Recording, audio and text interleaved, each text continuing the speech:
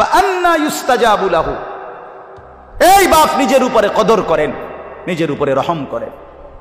যেই সন্তানের জন্য, যেই স্ত্রী পুত্র পরিজনের জন্য হারাম খাইলেন, সুদ খাইলেন, ঘুষ খাইলেন, মিথ্যা বললেন, চুরি করলেন, ওজনে কম দিলেন, কাস্টমারকে ঠকাইলেন, বাটপারি সিটারি করলেন, আল্লাহর কসম, আল্লাহর কসম, আল্লাহর কসম, আখিরাত তো মিলবেই না, কবর তো মিলবেই না, দুনিয়াও মিলবে না। এই নাফরমান সন্তান আপনার মৃত্যুর পরে আপনারে মনে রাখবে না, রাখবে না, রাখবে না। দৈন্তান নয় কান্না। আমনে কবরের থেকে 20 বছর পরে আইসা, 10 বছর পরে আইসা দেখে যাইয়েন আমনের ঘরে আপনার রেখে যাওয়া স্মৃতির কিচ্ছু নাই, কিচ্ছু নাই। পরবর্তী 20 বছরের ব্যবধানে খাট, পালং, সোফা, ফার্নিচার, কাছের ফ্লেট, নুনের বাড়ি, আমনে যেগুলো জমায়ে দিয়ে গেছিলেন এটি নাই। জিজ্ঞাসা করবেন শুধু ফুত নাতিরে, কিরে বাবা আমারগুলা কই? বলবে এগুলো এখন চলে না, এগুলা ওল্ড মডেল, হালাই দিছি বউ তাকে। তাহলে তোমার সন্তানই তো তোমার দুনিয়া ফেলে দিল, তোমার বংশধরই তো তোমার দুনিয়া ফেলে দিল। তো আখিরাত তো মিললই না, তো দুনিয়া কোথায় মিলল? দুনিয়া কোথায় মিলল? এই জন্য আল্লাহর দোহাই অনুরোধ করছি, কোনোভাবেই জিফুত পালনের লাইগাও সন্তান, বংশধর, ফ্যামিলি, পরিবারের মুখে হাসি ফুটানোর জন্য ওদেরকে, নিজেকে জাহান্নামের আগুনে ফেলে দিয়ে। ওই মুখে হাসি ফোটে না, ওই মুখে জাহান্নামের আগুন পুড়বে। ওয়া ইদা মাসসাহুল খাইরু মানুআ, আমি যখন পছন্দ মতো কিছু দেই তখন কার্পণ্য করে আমার হুকুম আদায় করতে সচেষ্ট হয় না। আর যখন কখনো মুসিবতে ফেলি তো সেই আমি আল্লাহর উপরে হতাশ হয়ে পড়ে, আমার উপরেই অভিযোগ দিয়ে দেয় যে হা খোদা হুজুর, না আমরা কোয়ালে ব্যবসা নাই, না হুজুর যত কথা এখন ব্যবসা আমার কপালে নাই। কি তৈছে না কার পুরা মায়, কি মায়? এই কেজি প্রতি 25 পয়সা করে মায়, প্রতি কেজি আলুতে হয়তো কি 20 পয়সা মার খাইছে, নাইলে 50 পয়সা মার খাইছে। এইটার আফসোসে আল্লাহর আরো শুদ্ধা কাঁপে, এটার আফসোসে। তাহলে একটু হারাইলে এই পরিমাণ আফসোস, কিন্তু পাইলে সেই পরিমাণ কৃতজ্ঞতা কোথায়? কথা বলেন। এই জন্য বাপ আমার, আল্লাহ তাআলা এবার পরের কথাগুলো শুনেন। তাহলে প্রথম কথা আল্লাহ তাআলা তুলে ধরছে, মানুষের স্বাভাবিক তবিয়ত হলো মানুষ ভীরু, মানুষ লোভী, মানুষ অধৈর্য, মানুষ আমি আল্লাহ তাআলার ফয়সালা পর্যন্ত অপেক্ষা করতে চায় না। আল্লাহর নবী সাল্লাল্লাহু আলাইহি সাল্লাম বলেন, ওয়াল্লাহি লান তামুতা নাফসান হাত্তা তাস্তাকমিলা রিজকাহা। নবীজি বলেন, আল্লাহর কসম উম্মত, তোমাদের কারো মৃত্যু হবে না তার জন্য বরাদ্দকৃত রিজিক পূর্ণ না করে। রিজিক পূর্ণ করেই মরবে। আল্লাহর নবী সাল্লাল্লাহু আলাইহি ওয়াসাল্লাম বলছেন, লা ইয়াহমিলান্নাকুম ইস্তিবতাউর রিজকি ফি মাআসিল্লাহ। নবীজি বলেন, শুনো উম্মত, আল্লাহর দেওয়া রিজিক, আল্লাহর দেওয়া বরাদ্দ তোমার কাছে আসতে দেরি হচ্ছে, এই কথা মনে করে তুমি আল্লাহর নাফরমানিতে লিপ্ত হইও না। আল্লাহ কোন দিন দিব এত ভরসা, আরে এতদিন বইয়ে থাকার টাইম আমার নাই। তাহলে এই কথা রাসূলুল্লাহ সাল্লাল্লাহু আলাইহি সাল্লাম বলেন যে তুমি আল্লাহর উপরে ভরসা সরাইয়া সুদের উপরে, ঘুষের উপরে, মিথ্যার উপরে, কিস্তির উপরে, হারামের উপরে কেমনে আস্থা নিলা? কি পরিমাণ মুসলমান আমাদের মধ্যে এই হারামের সাথে সম্পৃক্ত? বলেন। বয়স্ক মানুষ, বুঝমান মানুষ প্রকাশ্যে বুঝে এটা হারাম, এর পরেও নিজের জীবনের সাথে এটা মিশায় নিছে। কোরআনুল কারীমের সূরা বাকারার মধ্যে আছে, কোন ব্যক্তিকে জিনে ধরলে, ভূতে ধরলে, যেরকম সে এলোমেলো কথা বলে, আউলা জাউলা কথা বলে, চোখ টোক বিভিন্ন দিকে ঘুরায়, মাথা মুতা লাড়ে, কসম আল্লাহর কোরআনে আছে, আল্লাহ তাআলা বলেন, সুদখোর কিয়ামতের দিন এইভাবে মাতালগ্রস্ত, জিনে ধরুন না, ভূতে ধরুন না, মানুষের মতো দাঁড়ায়। আল্লাযীনা ইয়াকুলুনার রিবা লা ইয়াকুমুনা ইল্লা কামা ইয়াকুমুল্লাযী ইয়াতাখাব্বাতুহু আশ-শাইতানু মিনাল মাস। কোরআনে সূরা বাকারাতে আছে। আল্লাহ তাআলা বলেন সুদখোরের পরিণতি হবে, সে দাঁড়াবে এই অবস্থায় যেন শয়তান, জিন, দুষ্ট কিছু তার উপরে আসর করছে, এরকম মাতালের মতো, মাতালের মতো।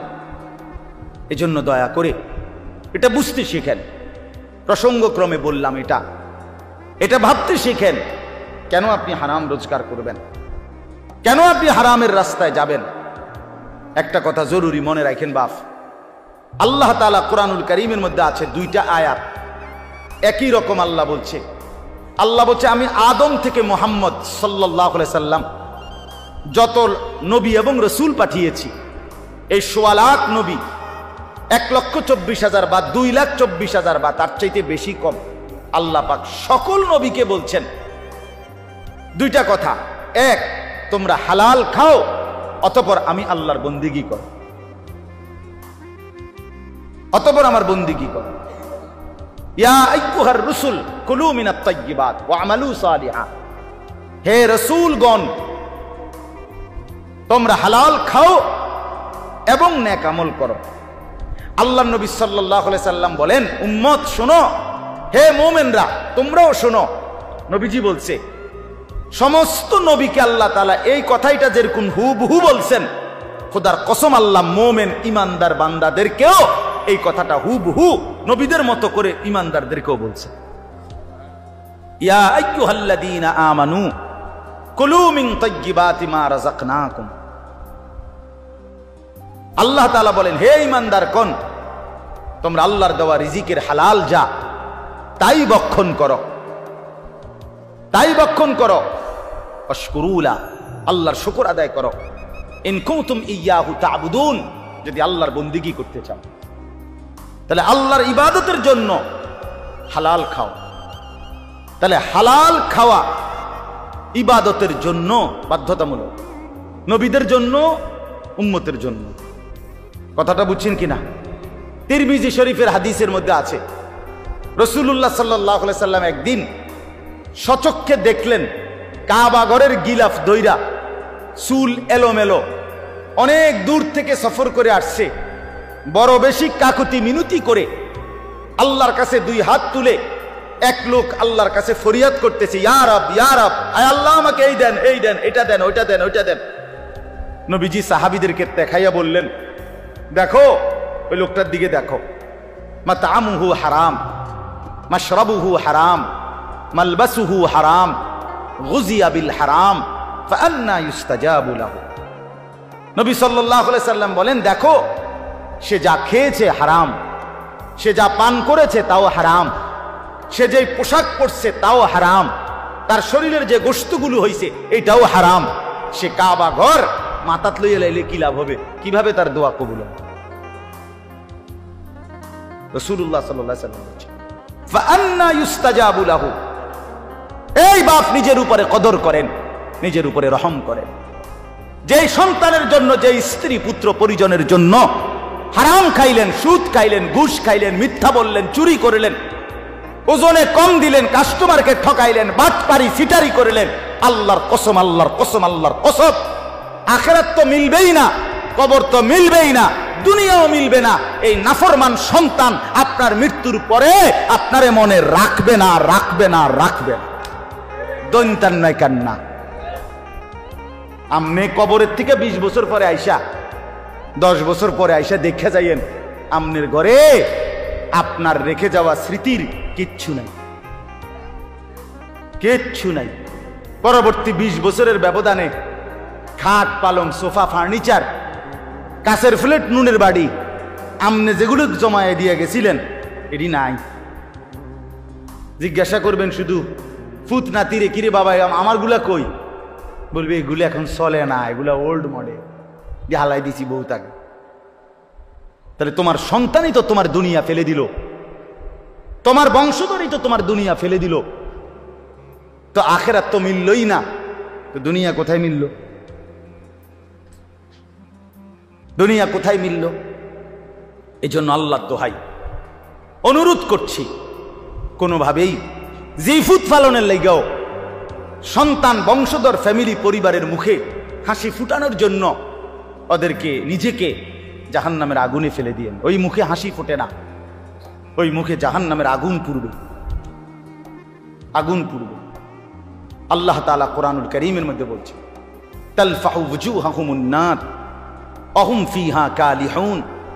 আল্লাহ বলে জাহান্নামীর চেহারাকে মাছ যেভাবে তেলের মধ্যে চাপ দিয়া দিয়া ভাজে, এক পিঠে চাপ দিলে যেরকম ভাজি করে আবার আরেক পিঠে, খোদার কসম আল্লাহ বলছেন জাহান্নামীর দুই চেহারাকে, গালকে এইভাবে জাহান্নামের আগুনে চাপ দিয়ে দিয়ে পোড়ানো হবে।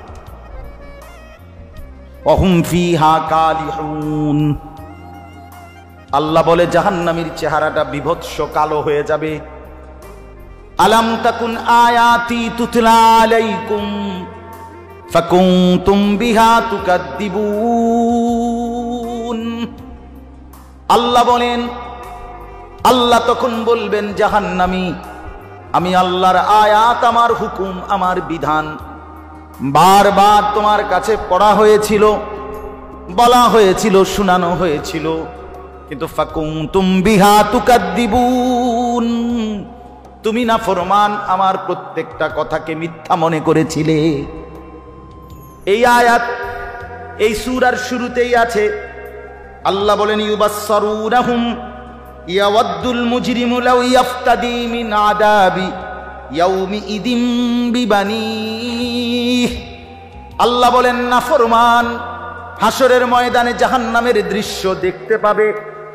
জাহান্নামের দৃশ্য যখন দেখবে, খোদার কসম আল্লাহ বলেন প্রত্যেক পাপী নাফরমান আল্লাহকে বলবে, আল্লাহ আমাকে জাহান্নাম থেকে বাঁচিয়ে দেন, বিনিময়ে আজকের এই দিনে আমার যত সন্তান তাদেরকে জাহান্নামে দিয়ে দেন।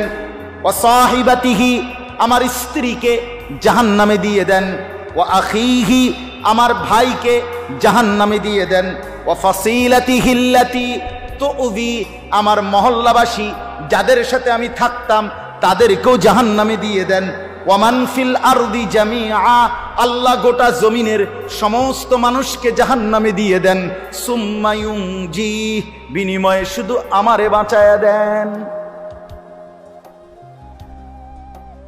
আল্লাহ আমারে বাঁচায়া দেন।